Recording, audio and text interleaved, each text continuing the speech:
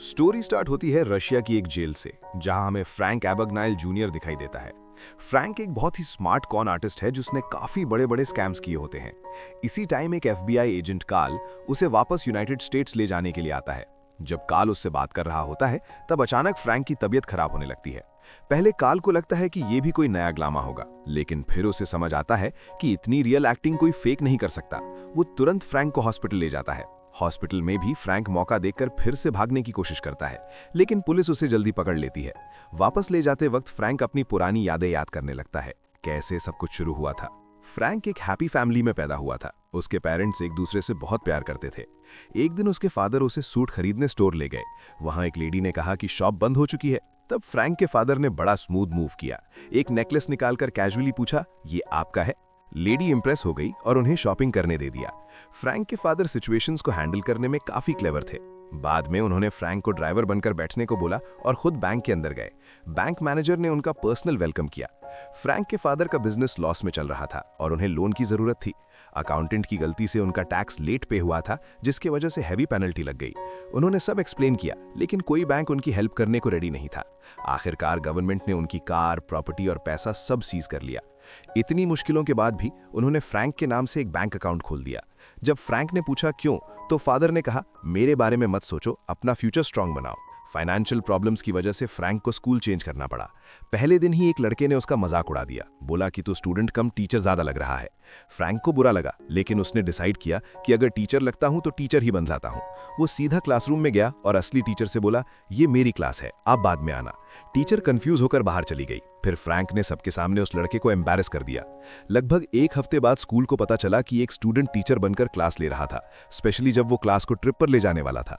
Parents को बुलाया गया। प्रिंसिपल के सामने फादर सीरियस बने रहे, लेकिन बाद में फ्रैंक के साथ इस बात पर हंस भी दिए। एक दिन फ्रैंक घर आया तो उसने अपनी मॉम के बेडरूम में किसी और आदमी को देखा। वो आदमी उसके फादर के साथ काम करता था। मॉम ने नॉर्मल बिहेव करने की कोशिश की और फ्रैंक को पैसे भी दिए, लेकिन फ्रैंक सब समझ गया। कुछ दिन बाद उसके पेरेंट्स ने सेपरेट होने का डिसीजन ले लिया। लॉयर ने फ्रैंक से पूछा कि वो मॉम के साथ रहना चाहता है या डैड के साथ। फैमिली को टूटते देखकर उसका दिल टूट गया। वो सब हैंडल नहीं कर पाया और घर छोड़कर दूसरे सिटी भाग गया। उसके पास ज्यादा पैसे नहीं थे, बस एक बैंक अकाउंट और चेकबुक थी। उसने होटल्स का बिल चेक से पे करना शुरू कर दिया। जब चेक्स बाउंस होने लगे, होटल्स ने उसे निकाल दिया। तब एक दिन उसके दिमाग में आइडिया आया कि चेक्स को ऑल्टर किया जा सकता है। ये वो टाइम था जब टेक्नोलॉजी इतनी एडवांस नहीं थी, तो बच निकलना आसान था। धीरे धीरे उसने फेक चेक्स बनाने शुरू किए, अलग अलग नाम लिखे और बैंक से कैश करने लगा। अगर कोई बैंक मैनेजर मना करता तो वो अपने फादर से सीखे ट्रिक्स यूज करता, जैसे नेकलेस वाला मूव, और कॉन्फिडेंटली उन्हें कन्विंस कर लेता। कुछ टाइम तक सब स्मूथ चलता रहा, लेकिन धीरे धीरे उसके चेक्स फ्लैग होने लगे और बैंक्स ने उन्हें एक्सेप्ट करना बंद कर दिया। एक दिन फ्रैंक ने होटल के बाहर एक पायलट को खड़े देखा। सब लोग उस पायलट को फुल रिस्पेक्ट दे रहे थे। तब उसके दिमाग में आइडिया आया, क्यों ना मैं भी पायलट बन जाऊं। वो होटल का बिल चेक से पे करने वाला था। तब एक एम्प्लॉय ने बताया कि अगर तुम्हारे पास पायलट आईडी हो तो एयरलाइन खुद बिल कवर कर देगी। बस फिर क्या था, फ्रैंक ने फेक पायलट आईडी बना ली और यूनिफॉर्म भी फ्री में अरेंज कर ली। उसके बाद वो वही बैंक गया जहां पहले कोई उससे सीरियसली नहीं लेता था। इस बार मैनेजर खुद आया और बिना ज्यादा सवाल किए उसका चेक कैश कर दिया। रिस्पेक्ट का पावर काम कर गया था। थोड़ी देर बाद उसे एक होटल से पता चला कि वो सिर्फ छोटे चेक्स ही नहीं, बल्कि बड़े अमाउंट भी निकाल सकता है, बस चेक सैलरी वाला लगना चाहिए।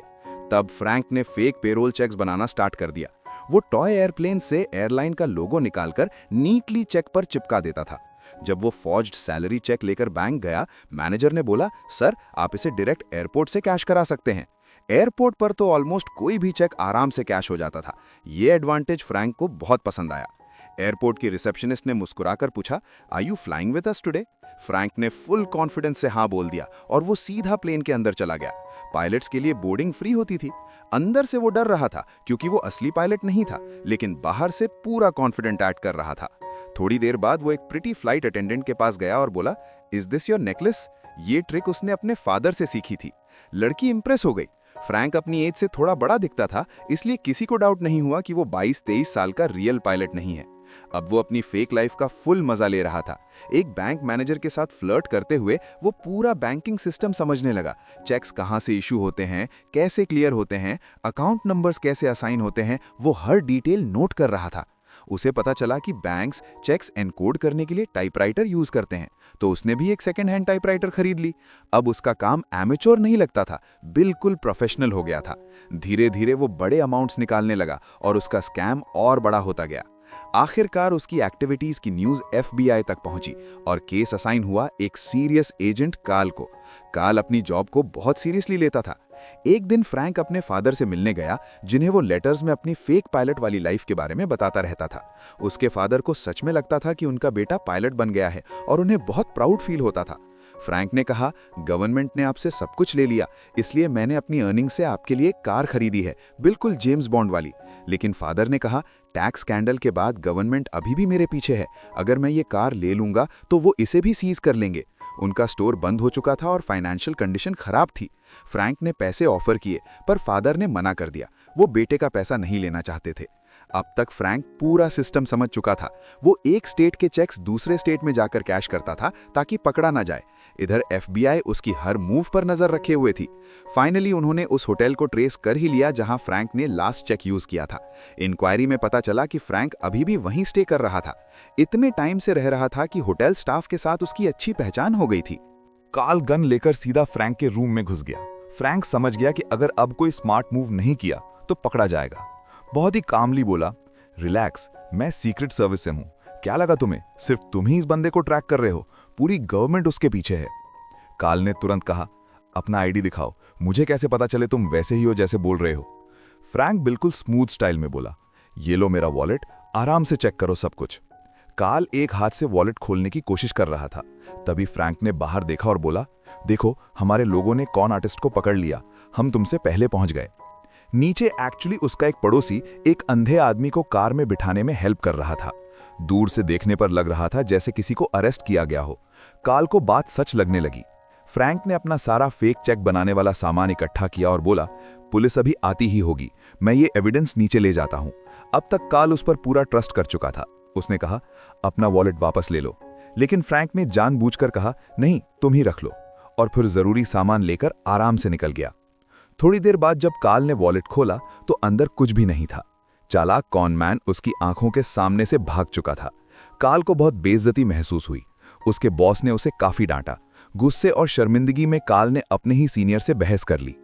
फ्रैंक का बार बार पायलट बनने का नाटक एयरलाइंस का अटेंशन अट्रैक्ट करने लगा। धीरे धीरे उन्हें शक होने लगा कि कुछ तो गड़बड़ है। सेम स्कैम बार बार रिपीट करना रिस्की हो रहा था। जब मीडिया को स्टोरी का पता चला, उन्होंने उसे जेम्स बॉन्ड का निकनेम दे दिया, बिल्कुल जेम्स बॉन्ड जैसा। फ्रैंक को यह टाइटल बहुत पसंद आया। अब वो बॉन्ड की तरह शार्प सूट्स पहनने लगा और उसी स्टाइल की कार भी खरीद ली। टाइम बीतता गया और क्रिसमस सीजन आ गया। काल ऑफिस में अकेला लेट तक काम कर रहा था, तब फोन बजा। कॉल फ्रैंक का था। उसने कहा कि वो अपने किए के लिए सॉरी बोलना चाहता है। इस बार उसने काल को एक एड्रेस भी दिया। लेकिन काल ठंडे टोन में बोला, फिर से ट्रैप करने की कोशिश कर रहे हो ना, इस बार मैं बेवकूफ नहीं बनूंगा। फिर उसने कहा, तुम्हारे पास पैसे हो सकते हैं पर तुम अकेला हो, इसीलिए मुझे फोन कर रहे हो। ये बात फ्रैंक को अंदर तक चुभ गई और उसने फोन काट दिया। सच ये था कि इस बार फ्रैंक ने अपना असली एड्रेस दिया था। लास्ट टाइम जब काल से बात हुई थी, फ्रैंक ने अपना नाम बैरी एलन बताया था, जो एक कॉमिक कैरेक्टर है, यानी बैरी एलन। ये डिटेल काल के दिमाग में अटक गई। उसने ऑफिस फोन करके कहा, हम किसी बड़े आदमी को नहीं, एक ऐसे लड़के को ढूंढ रहे हैं जो अपनी एज से बड़ा दिखता है, इसलिए हम उसे पकड़ नहीं पा रहे। काल ने मिसिंग टीनेजर्स की लिस्ट मंगवाई। किसी ने तो मिसिंग रिपोर्ट फाइल की होगी, उसने कहा। रिकॉर्ड्स चेक करते करते फाइनली उसे फ्रैंक का घर मिल गया। वो उसकी मां से मिला। फोटो दिखाने पर उसकी मां ने कहा, हाँ ये मेरा बेटा है।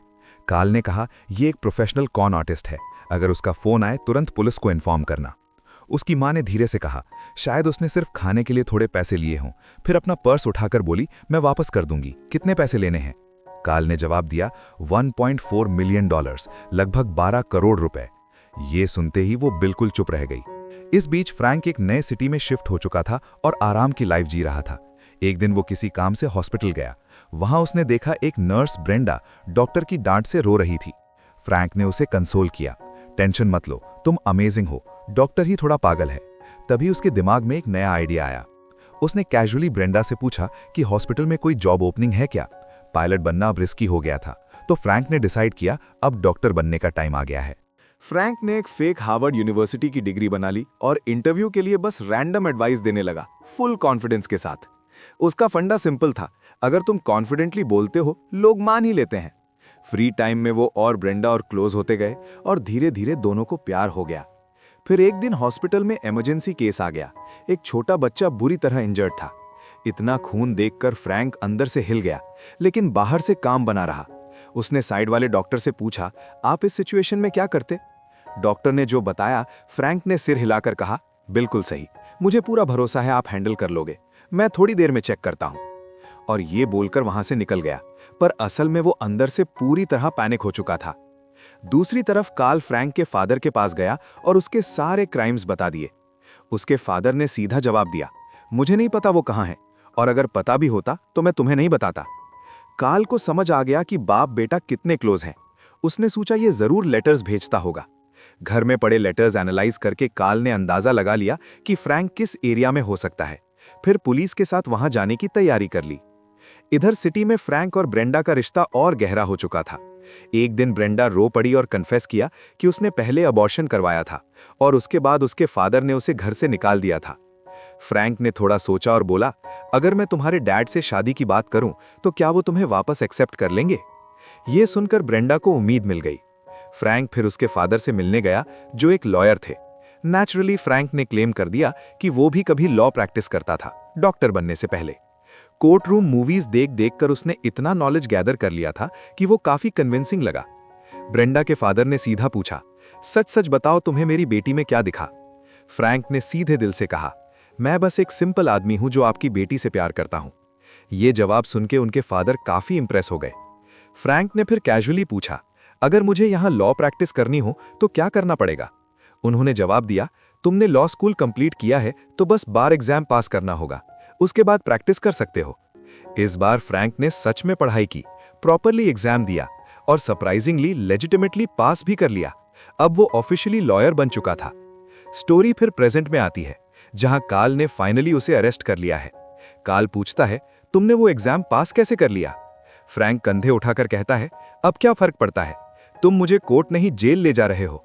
स्टोरी फिर फ्लैशबैक में चली जाती है। फ्रैंक ब्रेंडा के फैमिली के साथ अच्छा बॉन्ड बना चुका था, शादी होने वाली थी। उसने अपने फादर से मिलने की इच्छा जताई और कॉन्फिडेंटली बोला, गवर्नमेंट ने हमसे जो कुछ लिया है सब वापस लाएंगे, फिर मॉम को भी घर ले आएंगे, हम फिर से साथ रहेंगे जैसे पहले रहते थे। लेकिन उसके फादर ने सच बता दिया, उनकी मदर ने दोबारा शादी कर ली थी। ये सुनकर फ्रैंक टूट सा गया। फिर फादर ने एक और सच बताया, उन्हें फ्रैंक के सारे स्कैम्स के बारे में पता चल चुका है। ये बात और ज्यादा चुप गई। फ्रैंक चुपचाप वहां से चल दिया। उस रात फ्रैंक ने कार्ल को फोन किया। उसने कहा कि वो शादी कर रहा है और जो कुछ उनके बीच हुआ सब भूलना चाहता है। दिल के किसी कोने में उसे लग रहा था शायद सारे चार्जेस मैजिकली गायब हो जाएंगे। कार्ल ने सीधा जवाब दिया, जब तक मेरे पास ये बैज है मैं तुम्हारा पीछा नहीं छोड़ूंगा, जो किया है उससे भाग नहीं सकते। इस बात के बाद कार्ल ने नया प्लान बनाया। उसने पढ़ा था कि शादी के बाद लीगल नाम चेंज करना आसान नहीं होता, तो उसने फ्रैंक के उस फेक नाम से सर्च करना शुरू किया जो उसने डॉक्टर बनते वक्त यूज किया था। कार्ल ने सोचा शादी है तो इनविटेशंस कहीं ना कहीं प्रिंट हुए होंगे, इसलिए उसने प्रिंटिंग प्रेसेस और रिलेटेड सर्विसेज को मॉनिटर करना स्टार्ट कर दिया। शादी के दिन ही एजेंट सेरेमनी पर पहुंच गए। फ्रैंक ने जैसे ही उन्हें देखा तुरंत ब्रेंडा को लेकर रूम में चला गया। वहां उसने सब सच बता दिया कि सालों से वो लोगों को धोखा देता रहा, पर उसका प्यार बिल्कुल सच्चा था। उसने कहा, मुझे अभी भागना होगा, तुम एयरपोर्ट पर मिलना और किसी को मत बताना कहां जा रही हो। अगली सुबह फ्रैंक एयरपोर्ट पर टेंशन में वेट कर रहा था। ब्रेंडा आई, लेकिन अकेली नहीं, एजेंट्स भी साथ थे। अब भागना ऑलमोस्ट इम्पॉसिबल लग रहा था। तब फ्रैंक ने एक और डेयरिंग प्लान बनाया। वो एक कॉलेज कैंपस गया और अनाउंस किया कि उसकी एयरलाइन बहुत सारी फ्लाइट अटेंडेंट्स हायर कर रही है। इंटरव्यूज के बाद उसने कुछ सुंदर यंग लड़कियों को सिलेक्ट कर लिया। पायलट यूनिफॉर्म पहनकर उन सब के बीच कॉन्फिडेंस स्टाइल में एयरपोर्ट में एंटर किया। ऑफिसर्स का ध्यान उस ग्लैमरस ग्रुप पर चला गया और फ्रैंक चुपचाप निकल गया। इसी बीच एयरपोर्ट के बाहर एक लड़का खड़ा था जो फ्रैंक जैसा दिखता था। FBI एजेंट्स ने उसे पकड़ लिया। बाद में पता चला उसे सिर्फ पैसे देकर वहां खड़ा किया गया था। तब तक फ्रैंक कंट्री छोड़ चुका था। अगले कुछ सालों तक उसने अलग अलग देशों में बड़े फ्रॉड किए। लास्ट लोकेशन ट्रेस हुई तो पता चला वो फिर से चेक्स प्रिंट कर रहा है। कार्ल ने अपने सीनियर से रिक्वेस्ट की कि उसे पर्सनली जाने दिया जाए, पर उन्होंने मना कर दिया। बोला, यहाँ नहीं पकड़ पाए बाहर कैसे पकड़ोगे। फिर भी कार्ल ने इन्वेस्टिगेशन छोड़ी नहीं। उसने पता लगाया कि फ्रैंक अब प्रोफेशनली चेक्स प्रिंट करवा रहा है। उसे पता था फ्रैंक रशिया में कहीं है, लेकिन रशिया बहुत बड़ा है। फिर उसे याद आया कि फ्रैंक की मदर कभी रशिया के एक छोटे से गांव में रहती थी। थोड़ी और डिगिंग करने पर पता चला वहां एक प्रिंटिंग प्रेस चल रही है। फिर से क्रिसमस ईव थी जब कार्ल वहां पहुंचा। इस बार उसने फ्रैंक को ढूंढ ही लिया। फ्रैंक ने कैजुअल टोन में कहा, चलो बाहर चलते हैं, मैं तुम्हें जगह दिखाता हूं। कार्ल ने वार्निंग दी, भागने की कोशिश मत करना, यहां की पुलिस सीधा गोली मार देगी। फिर बोला, अगर अब सरेंडर करोगे मैं मदद कर सकता हूं। फ्रैंक ने रुक कर कहा, अपने बच्चों की कसम खाओ। कार्ल ने कसम खाई और यकीन दिलाया कि वो सच बोल रहा है। इस बार फ्रैंक ने ट्रस्ट कर लिया। उसने अपने हाथ आगे बढ़ा दिए, हैंडकफ्स लग गए। जब दोनों बाहर आए एक पल के लिए वहां कोई नहीं था। फ्रैंक को लगा शायद फिर से धोखा हो गया, लेकिन कुछ ही सेकंड्स में पुलिस कार्स ने पूरा एरिया घेर लिया। स्टोरी फिर प्रेजेंट में आती है। कार्ल और फ्रैंक अमेरिका लैंड करने वाले होते हैं। लैंडिंग से पहले फ्रैंक धीरे से कहता है, मैं अपने फादर से बात करना चाहता हूं। कार्ल हैवी हार्ट से बताता है कि उसके फादर बाथरूम में स्लिप होकर गुजर गए। ये सुनते ही फ्रैंक टूट जाता है। प्लेन के रेस्टरूम में जाकर वो जोर जोर से रोता है, अपने आप पर कंट्रोल नहीं रख पाता। प्लेन लैंडिंग से बस कुछ ही मिनट्स दूर था, लेकिन फ्रैंक अभी तक रेस्टरूम से बाहर नहीं आया था। कार्ल को डाउट हुआ तो उसने फोर्स करके डोर खोला, पर तब तक फ्रैंक सिंक का फिक्स चिप खोल चुका था और एयरक्राफ्ट के इंटरनल कंपार्टमेंट में घुस गया था। जैसे ही लैंडिंग गियर निकला और प्लेन लैंड हुआ, फ्रैंक ने मौका देखा और फिर से भाग निकला। उसी रात वो अपनी मां से मिलने गया।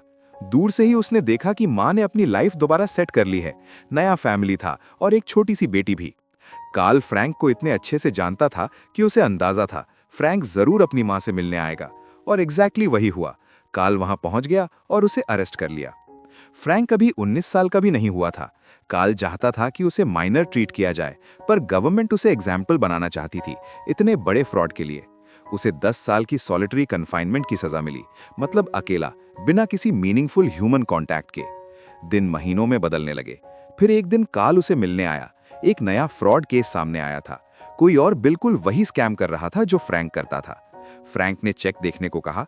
जैसे ही उसने चेक देखा, तुरंत इनकोडिंग और लेआउट की छोटी छोटी गलतियां पकड़ लीं। कार्ल को समझ आ गया, ऐसे क्रिमिनल्स को पकड़ने के लिए सबसे सही इंसान फ्रैंक ही है। अगली बार जब कार्ल आया, वो कुछ FBI एजेंट्स को साथ लाया। फ्रैंक ने उनके सामने पूरा स्कैम ब्रेकडाउन करके समझाया। सब इंप्रेस हो गए। धीरे धीरे कार्ल ने अरेंजमेंट किया और फ्रैंक को रिलीज करवा दिया, कंडीशन के साथ। उसे फेडरल ब्यूरो ऑफ इन्वेस्टिगेशन में जॉब ऑफर हुई। अब फ्रैंक को रोज 8 घंटे काम करना पड़ता था। लाइफ ने उसे सेकंड चांस दिया था, पर स्ट्रिक्ट रूल्स के साथ। अगर फिर से भागने की कोशिश की तो सीधा 50 साल की सजा। फ्रैंक ने नॉर्मल रूटीन में एडजस्ट करने की कोशिश की, पर बोर्डम आने लगा। एक दिन उसने अपनी ही FBI फाइल एक्सेस करके कुछ रिकॉर्ड्स डिलीट कर दिए। वीकेंड पर वो ऑलमोस्ट डिसाइड कर चुका था कि फिर से कंट्री छोड़ दे, लेकिन कार्ल ने उसे रोक लिया। कार्ल ने कामली कहा, तुम अभी भी यंग हो, लाइफ ने सेकंड चांस दिया है। अगर अब भागे तो जिंदगी जेल में कटेगी। मैं तुम्हें फोर्स नहीं करूंगा, पर मंडे को ऑफिस में मिलना, और याद रखना अब कोई तुम्हारा पीछा नहीं कर रहा, भागने के लिए कुछ बचा ही नहीं। फ्रैंक वहां से चला गया। मंडे मॉर्निंग कार्ल अपनी डेस्क पर टेंशन में वेट कर रहा था। एक पल को लगा शायद फ्रैंक फिर से गायब हो गया। फिर अचानक फ्रैंक डोर से अंदर आया। उस दिन के बाद से उसने केस पे केस ब्रिलियंटली सॉल्व किए। अपनी यूनिक सोच से क्रिमिनल्स को आउटस्मार्ट करता रहा। जल्द ही उसे प्यार भी मिला, शादी की और एक स्टेबल ऑनेस्ट लाइफ शुरू की। FBI में रिस्पेक्ट कमाने के बाद उसने अपनी खुद की कंपनी शुरू की, जो बैंकिंग और फाइनेंशियल फ्रॉड को प्रिवेंट करती थी। आखिर चोर को पकड़ने के लिए उससे बेहतर कौन हो सकता है, जो खुद कभी मास्टर कॉन आर्टिस्ट रहा हो। ये एक ट्रू स्टोरी है, जहां फ्रैंक ने फाइनली सही तरीके से मिलियनेयर बनकर दिखाया। अगर आपको यह स्टोरी पसंद आई हो तो वीडियो को लाइक करना, चैनल को सब्सक्राइब करना, और मिलते हैं नेक्स्ट वन में।